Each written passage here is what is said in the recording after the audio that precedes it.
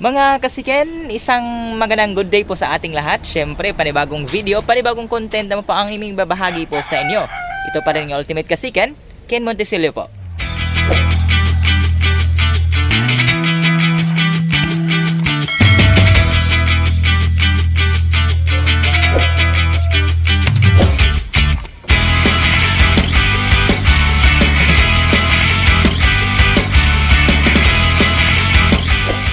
Kasiken, welcome back ulit sa ating YouTube channel mga sir, mga loads, mga idol, mga solid subscriber at supporter natin sa mga sulok ng mundo.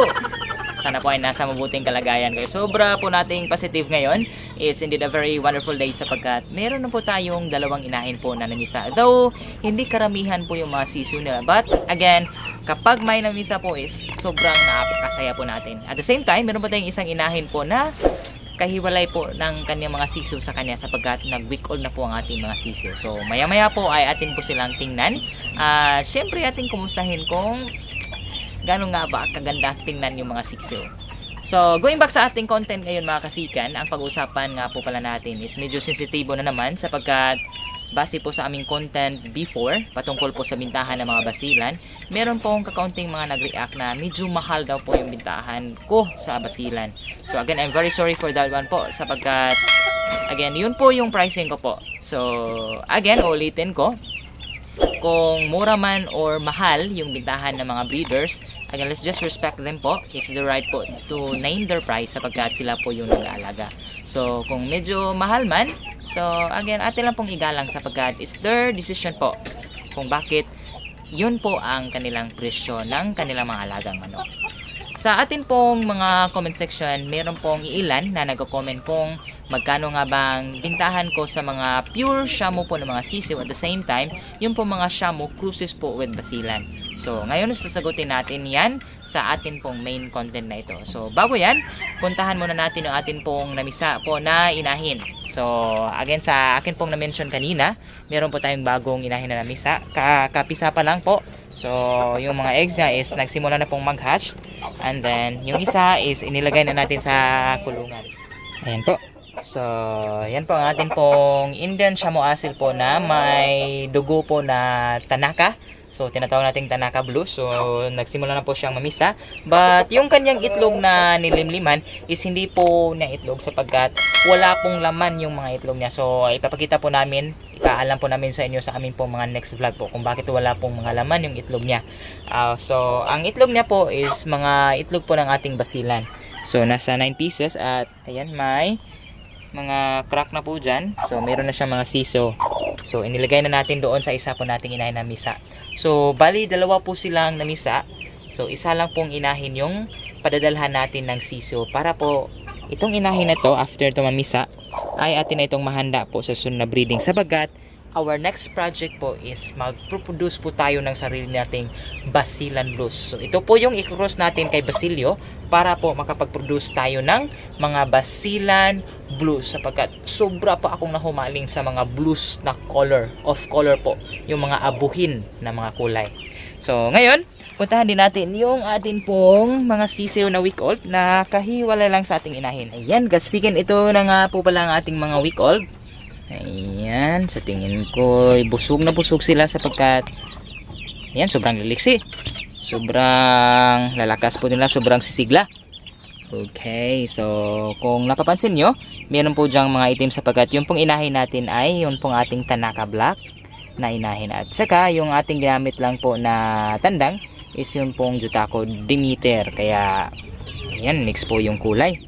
So ngayon pag-uusapan po natin yung pong bintahan po ng ganyang kalaki na manok, mga week old. So starting from day old to week old hanggang 2 months old. So minsan na kaming nakapagbenta ng mga days old po na siso sapagkat meron pong isang instance dito sa aming yard na yung inahin namin is hindi po marunong magdala ng kanyang mga sisiw. So natatakot po kami na baka madisgrasya yung mga sisiw. Kaya yun, bininta na lang po namin sa halagang 300 po per head. Again, day old pa po yun. So day old to 3 days old, 300 po yung bintahan namin. 4 days old to 5 days old, 400 pesos. At saka 6 days old to 7 days old or week old, kagaya nito, magbinta na po namin ito sa halagang 500 per head po. At then free shipping na po yan within Cebu City po. Okay. So kapag Ayan, natutulog na. Siguro ay busog na busog yung isa mga kasigan. Kapag nasa month old na po sila, yun na po yung pure Shamo po is nabibenta po natin sa halagang 1,000 po per head. At syempre, kapag pares, nakaka-discount sila. So, nasa 1,800 po yung pair. Kapag 2 months old, nasa halagang 2,000 na po. At again, kapag pair po yung kukunin is na ibibenta lang po namin sa halagang 3,500. So, ngayon, dito naman po tayo sa atin pong bagong experimental breed po, yung atin pong Shamo na na-cross po sa ating basilan. Ayan, sobrang laki na po nila kasikan. So, nung nag-week old sila, na-feature na po namin. So, ngayon nasa 2 weeks old na. Malapit na silang mag 3 weeks. Ayan, so magkano pong bintahan? So, kapag cross po ang mga sisiw namin sa Shamo at saka basilan, ang presyo po is the same lang po sa aming basilan na mga pure breed. So, ganito. 2 weeks old, nasa 250 per head lang po ito. Dahil nga, cross lang po sila. So, same price lang po sila sa mga basilan. At kung napapansin nyo, sobrang laki. So, hindi pa kami mag-out po ng mga crosses ng Shamo at basilan sapagkat gagawin nating breeder ang ating po mga sisiw. Medyo special po ang ating sisiw. Kukuha tayo ng isa para malaman natin kung bakit special po ang ating sisiw. Ayan. So, tingnan nyo po ng malapitan yung paa. Ayan. Hindi po siya masyadong halata. Ayan. So, may balahibo po yung paa sapagkat hindi natin alam. Medyo meron sigurong dugo na buff. I don't know. Or feathered po yung paa ng ating basilan. Ayan. Okay. So, malalaki na po sila. Okay. So, ayan. Hopefully po ay nasagot na po namin yung mga katanungan nyo patungkol po sa bintahan po ng mga pure Shamo at saka yung mix po ng Shamo at saka basilan. So, ngayon, meron na po tayong another case po. Yan, kakasalang lang natin ni Basilio at saka sa atin pong Jutako na Shamo. So, meron nga po pala nakapag-update sa atin sa offspring po ng ating Jutako. Sobrang lalaki po nila. Kaya naisipan natin na baka mas lalaki pa kapag na-cross natin sa ating basila na si Basilio. So, ngayon ipapakita ko sa inyo yung sinasabi kong inahin na namisa. Ito po yung dumpo ko na inahin. Ayan. So, hopefully po yung puti na nasa harapan. Sana po ay kanawayon yan. Ayan.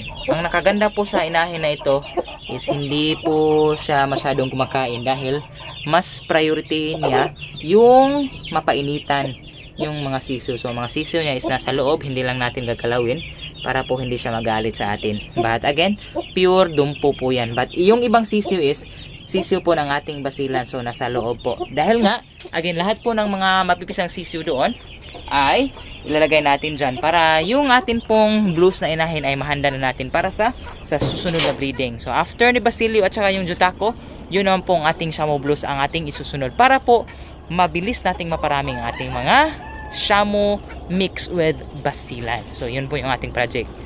Okay, mga kasigan, ayun nga yung ating content patungkol po sa bintahan po ng ating pong mga Shamo na mga sisiw at saka crossbreed po ng Shamo at basilan. So, hopefully po, magiging guide po ninyo ito, especially sa mga nag-aalaga rin ng mga Shamo at saka basilan. At especially sa mga nagbibenta rin. Again, kung magkano po ang bintahan ng mga breeders, nakadepende po yan sa lokasyon, nakadepende po yan sa demand ng lugar, at higit sa lahat, nakadepende po yan sa nag-aalaga. So, as much possible, respetuhin lang po natin sapagkat, again, it's their choice po to name their price.